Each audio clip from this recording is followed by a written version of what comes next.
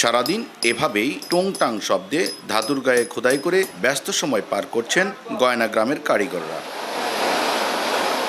বানানো হচ্ছে নারীর সৌন্দর্য বৃদ্ধিতে ব্যবহারে বাহারি ডিজাইনের সব অলংকার। তামা, রূপা, কাঁসার মতো ধাতব বস্তু গলিয়ে বিভিন্ন কেমিক্যালের সাহায্যে ডাইসের কাঠামো ব্যবহার করে এই গয়না বানানো হয়ে থাকে। 50 টাকা থেকে শুরু করে 1000 টাকার অলংকারও রয়েছে এখানে। হাই রেটের আছে, লো রেটের আছে, ভালো কোয়ালিটি আছে।